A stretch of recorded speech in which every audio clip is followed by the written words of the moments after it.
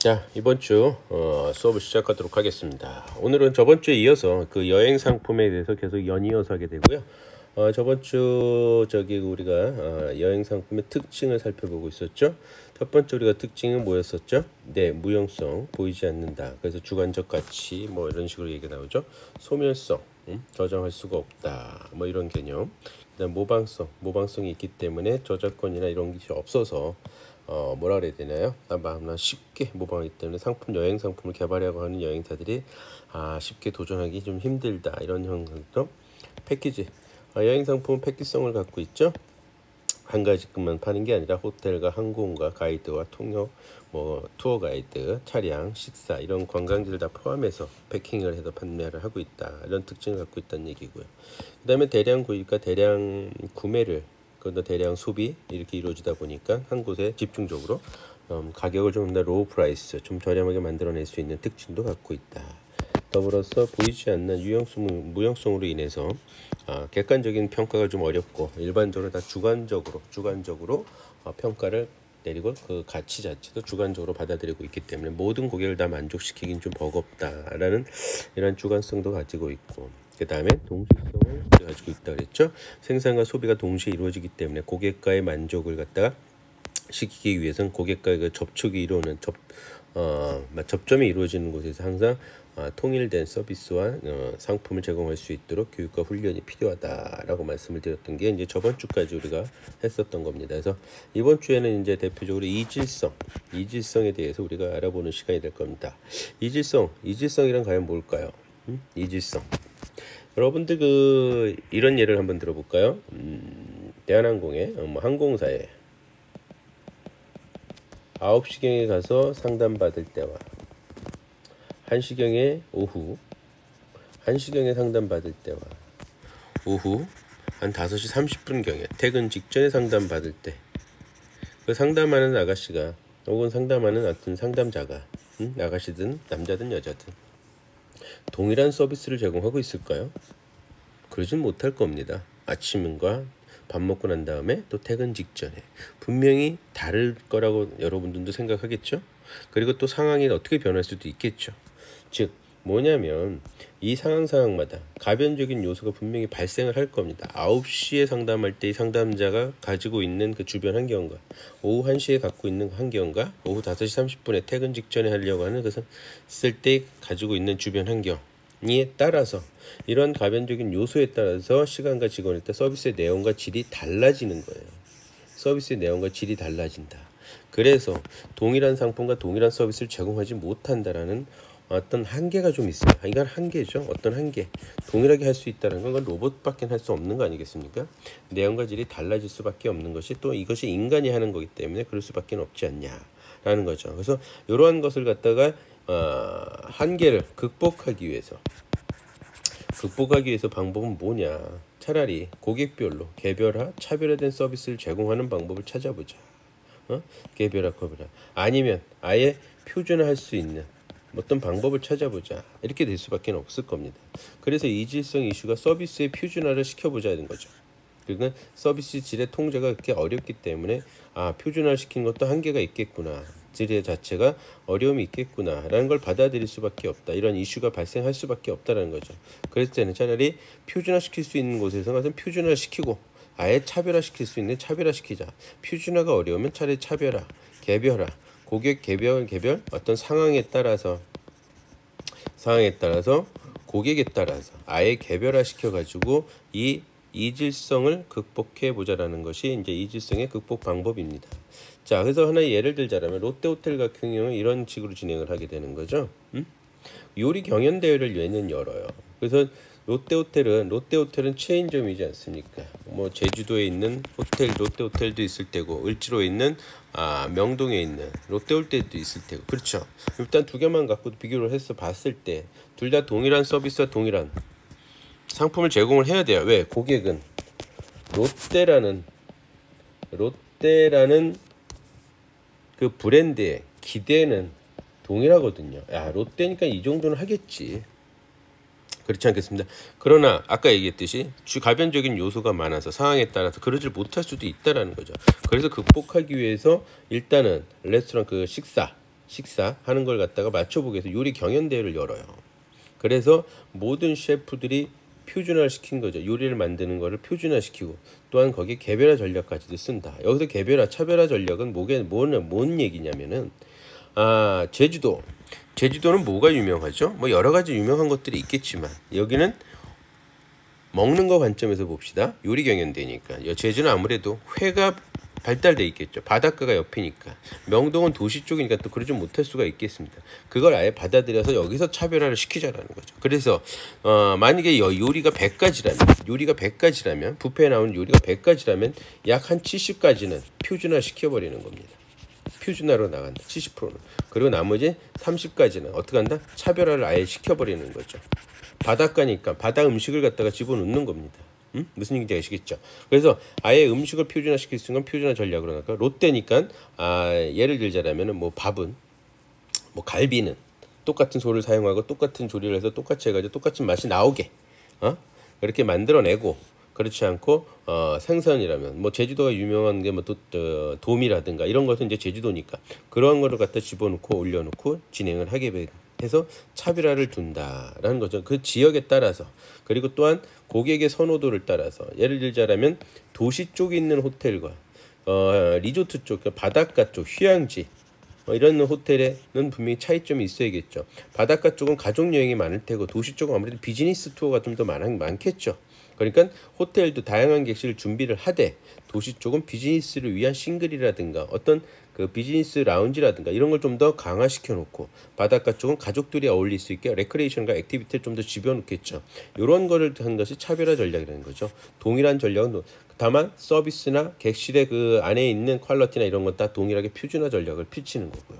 그래서 힐튼 호텔조차도, 전 세계 그 유명한 힐튼 호텔조차도 이렇게 70대 30으로 지역별로 고객 대상별로 다르게 운영을 한다. 즉 표준화와 70%는 표준화를 촬영하고 30%는 뭐다?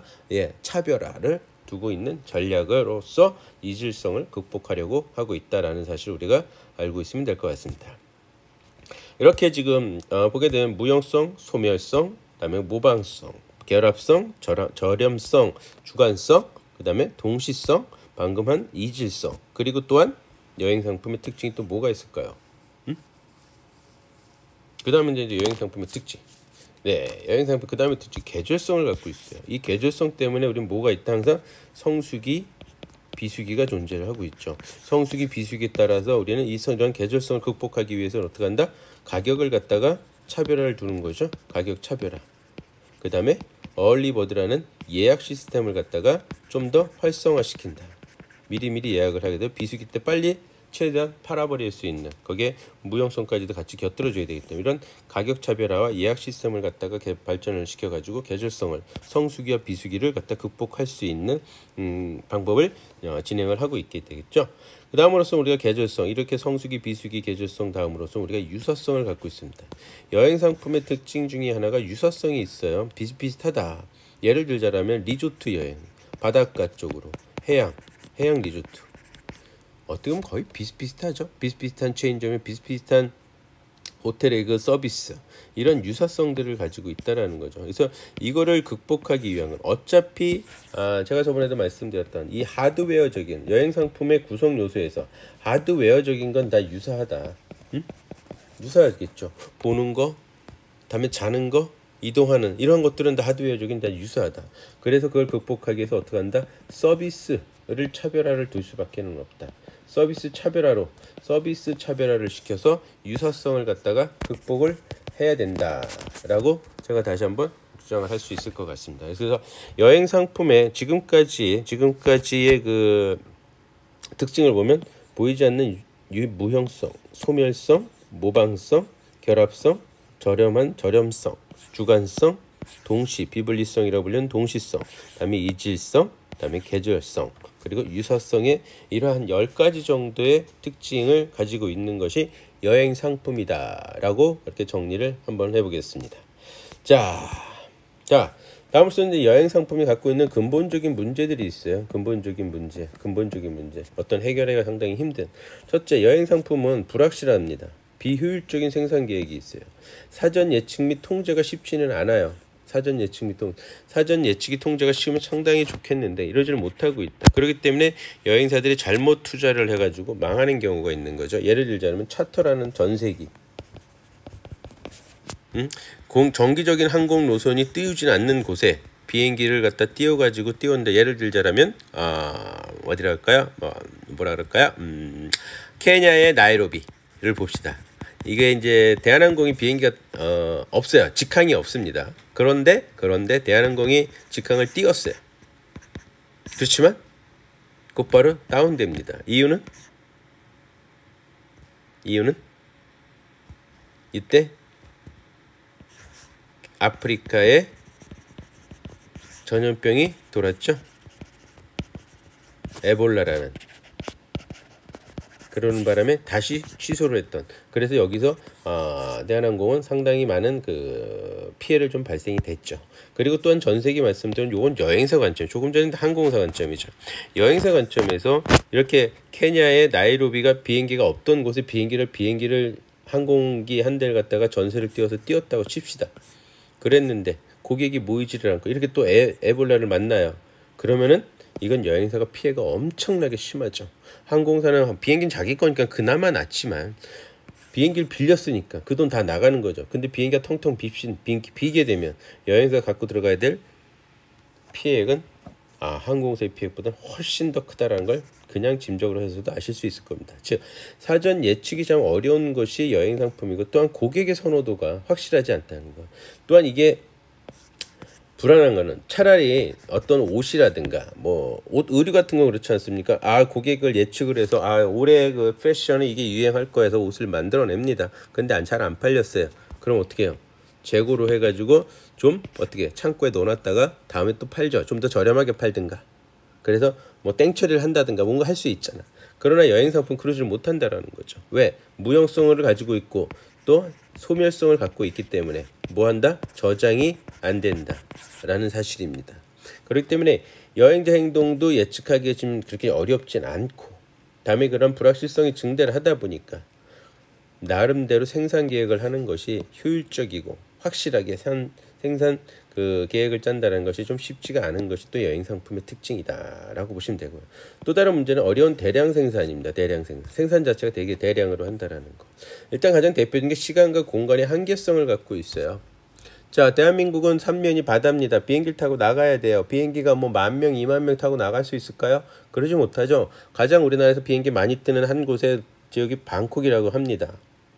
방콕이 무려 작년까지만 해도 하루에 비행기가 몇 대가 뜨냐면 최소한 7, 8대가 떠. 그럼 200명씩만 떠다 1,400명이 뜨는 거죠. 최대가 그렇다라는 거예요. 최대가 1,400~1,500명밖에 못 태운다. 더 만들어내고 싶어도 못 만들어내는 거죠. 즉 공간의 한계성. 또한 거기에 따라서 숙박시설도 마찬가지죠. 이 미국사 중국에서 인센티브 투어가 10,000명이 오면 서울 시내에서 잘 곳이 없다. 숙박시설 다 못 지으니까. 그러니까 한 상품을 10,000개를 못 만들어내요. 10,000개를 못 만들어낸다. 그래서 소품종 대량 생산, 그러니까 소품종 소량 생산, 그러니까 다품종이죠.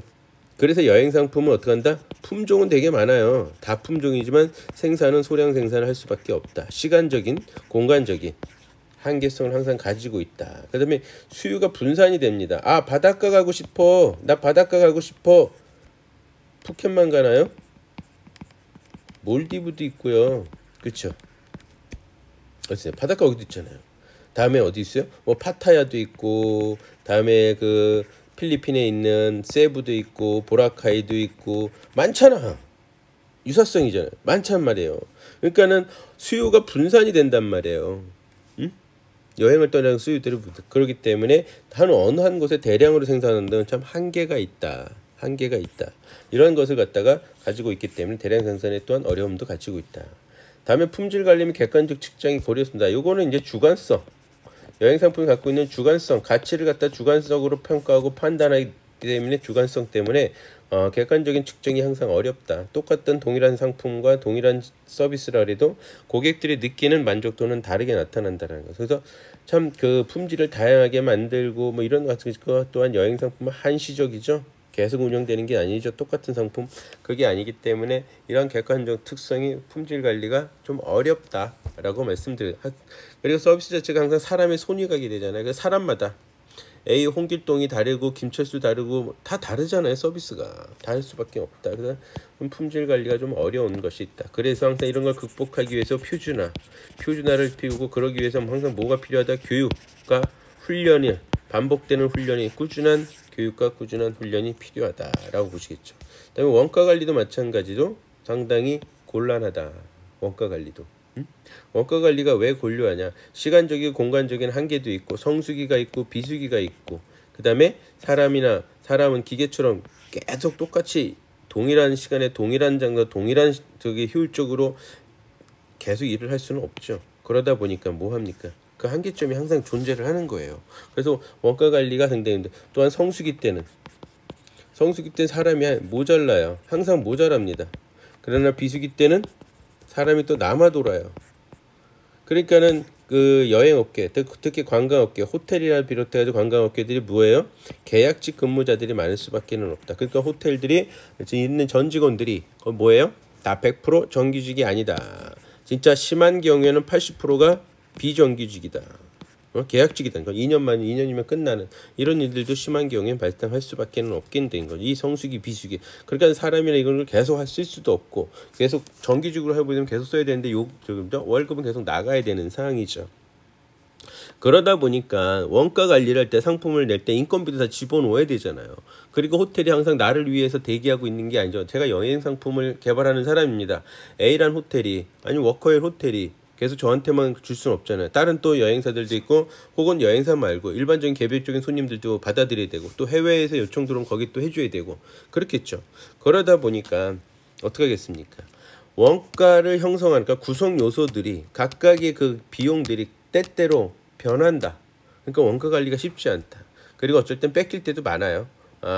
저는 실내로 지금 현재 업계에서 많이 일어났던 일인데 이 중국 관광객이 갑작스럽게 늘어나는 바람에 한국 사람들이 유럽 시장에서 어떻게 된다? 쫓겨났다.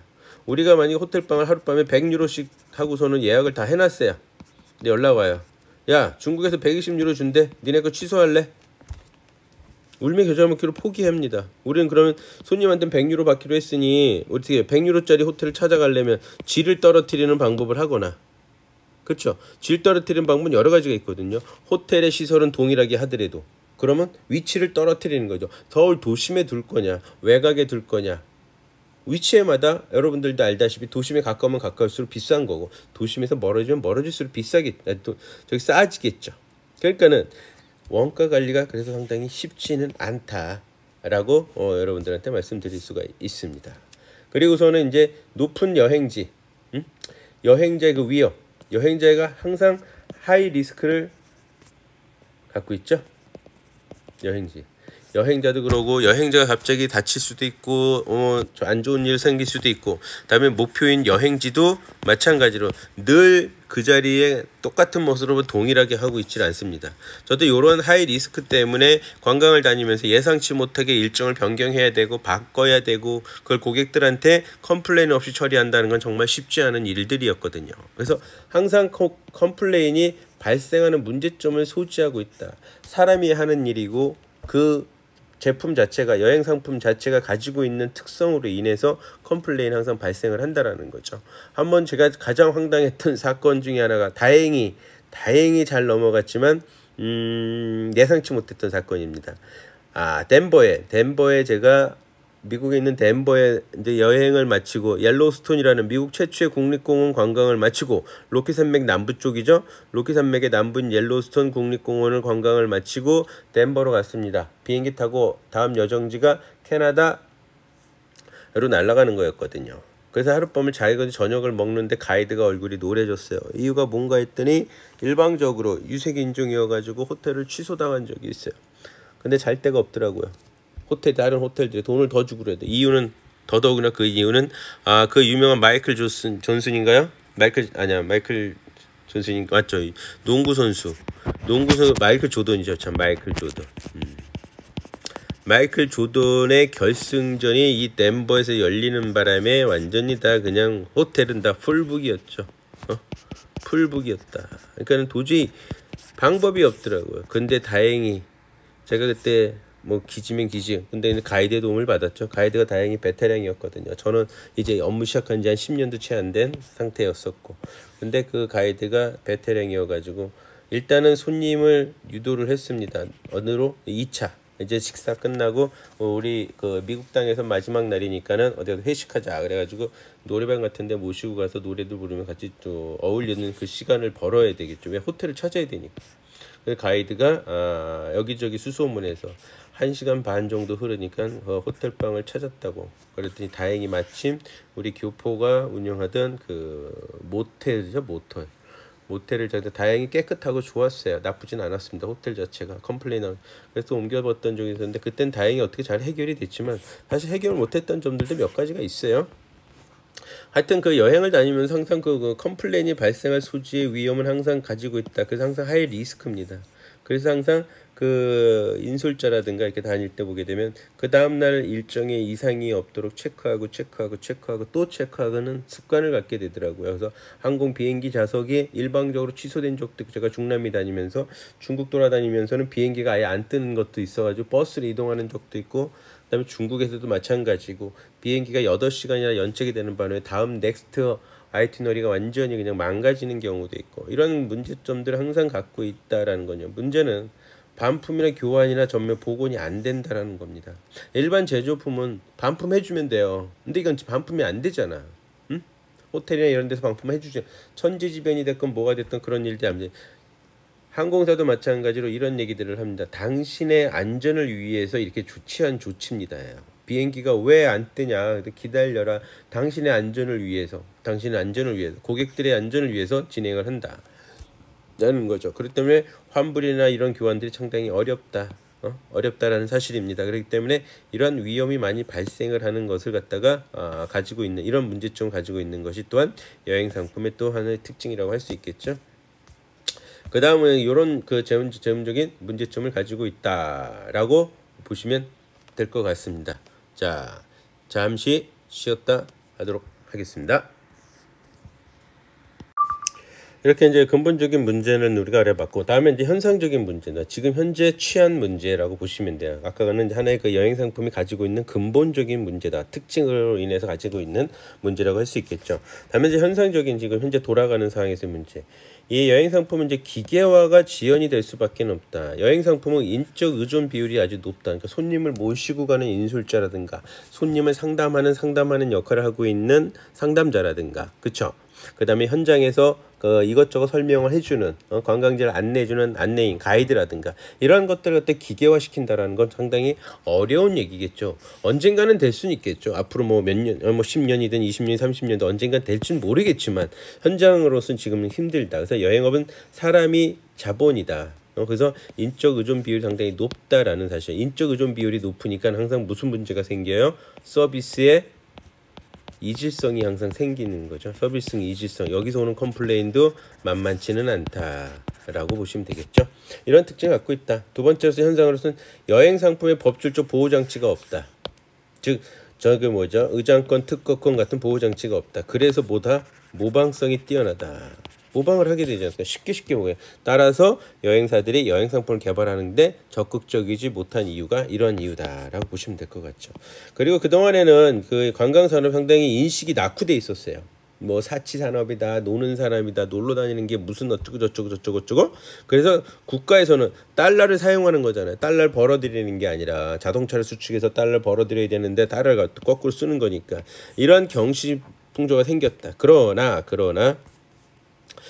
대한민국이 지금 현재도 BTS부터 시작해가지고 모든 K-POP 가수들, 다음에 그 대장금과 같은 드라마, 또한 영화들, 그쵸? 기생충 같은 영화들, 전 세계적으로 알려지는 이러한 대한민국의 그 한류로 인해서, K-POP과 한류로 인해서 또한 더불어서 IT 비즈니스, 지금 현재 전 세계적으로 5G를 갖다가 리딩하는 기업이 대한민국이죠.